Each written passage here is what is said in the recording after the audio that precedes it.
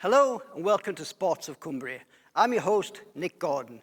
As you can see, we're at the Neil Sports Centre at Brunton Park here in Carlisle. In this episode, we'll be looking at rugby, football and cricket in this historic and atmospheric area of the Lake District.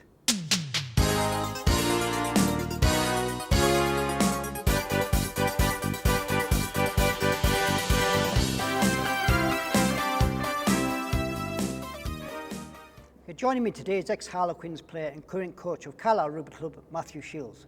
Matthew, thank you very much for joining us Thanks today. for having me. Well, a couple of questions, if that's all right. Yeah, of course. First one is, what drives you as a coach? I think it's the ability to put an environment in place to try and bring the best out of individuals, to help them achieve their goals and reach their aspirations within the sport. I think that's, as a coach, that's what you really want to strive to do. Yeah, good. This second question, I think, is a big one, certainly for us up here in Cumbria. So, what sets Cumbrian rugby aside from other counties? Yeah, as you touched on there, I think you talk about that northern grit with players, and certainly in an aggressive sport like rugby, having that grit and that determination is something that really comes across. And again, on top of that, there is a really big player pool, some really big youth teams throughout Cumbria. So that coupled with that aggression has seen, there's quite a few people now that are playing Premiership rugby that have come from Cumbria, and it's really good to see. Right. No, really brilliant, yeah. Proudest career moments? From a playing perspective, I think it's just that the ability to play the sport that I loved professionally. Sure. Started playing when I was 6, and my parents obviously supported me right the way through, taking me all over the country, different places, and cold, wet and rainy, Tuesdays, Thursdays, Sundays. So I think that's really proud that I actually managed to achieve my goal of playing professionally, and that's something that obviously I shared that moment with my parents, who said putting a lot of time and effort in giving me the opportunity to pursue my dreams. I think a particular moment that stands out would be playing at Saracens at Wembley. In front of 85,000 people, had my mum and dad there and my sisters and some of my wider family who lived down south. So yeah, looking back now, that was a pretty proud moment, and I think you probably appreciate it more looking back at it now than you probably did at the time. Sure. But yeah, really proud of that looking back. Matthew, thank you very much for your time. It's much Thanks appreciated. For having me. Thank you. Thank you. Women's football has been getting a lot more eyes on recently, thanks to events such as the Women's World Cup and the Women's Super League. And we wanted to see what Cumbria had to offer. So here's a quick glimpse of a training session of the Stanix Women's Football Club and a few words from their coach. Stanix ladies, we have a number of teams in the club, about 26 teams I think, and this is the most senior ladies team. We won the championship in our first season there in the Lancashire League. We got to a final in Spain on a tour a couple of seasons back, a Spanish tour where we played lots of international teams, which is good. And when they were in younger age groups, they won the leagues, they won county cups, league cups, so they've done pretty well. Ladies football being on TV, you've got the Women's Super League on a Sunday as well.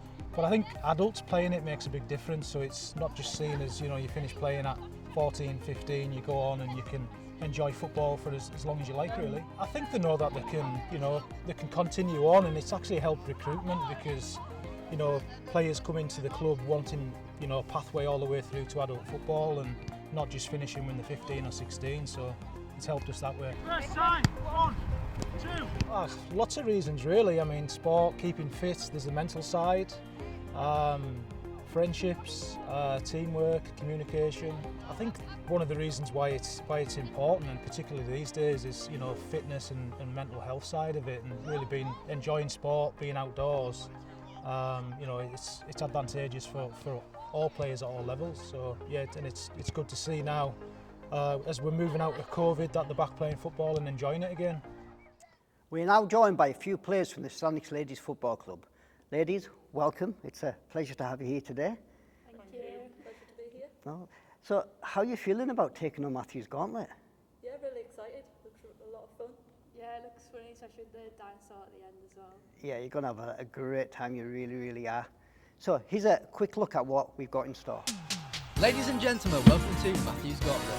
On today's gauntlet we take on Brunton Park, where our very competitive sporting ability will be pushed to the limit and beyond. If the contestant somehow manages to score, they will be generously rewarded with 5 seconds off their time. However, if they miss, nothing but utter embarrassment.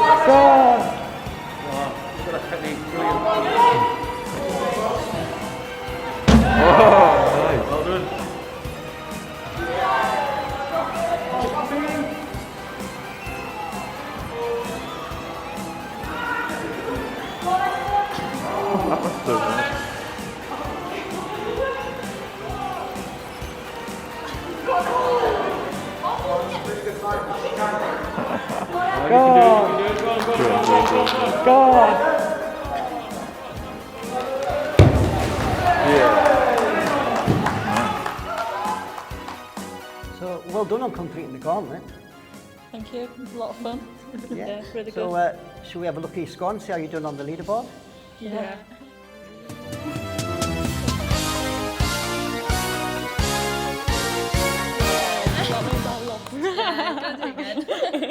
We here at Sports of Cumbria were very lucky to get exclusive access to a local cricket game pitting against Cumbria's local girls against Scotland's ladies. Here's Mike Mitchelson talking about the game and how it feels to be back on the field. Obviously last year it was majorly affected. We only managed to get half a season in last year. A lot of restrictions, can't use changing rooms, can't provide teas, which is a bit of a tradition with afternoon cricket. This year we've got an earlier start, we're hopefully going to get a full season in. Still under some restrictions for making sure everything's run in a COVID safe manner. But hopefully as restrictions ease we'll be able to do more and use inside the pavilions. I mean obviously in the winter lockdown nobody managed any net practice. We had to cancel all the indoor nets, which affects our junior coaching for the children and the ladies. But now we're back outside, weather permitting, that you know, and everybody's really enthusiastic about it. The club's thriving. We've got a huge junior section, and we've got a thriving ladies section where we're getting 20 odd ladies turning up for practice and coaching.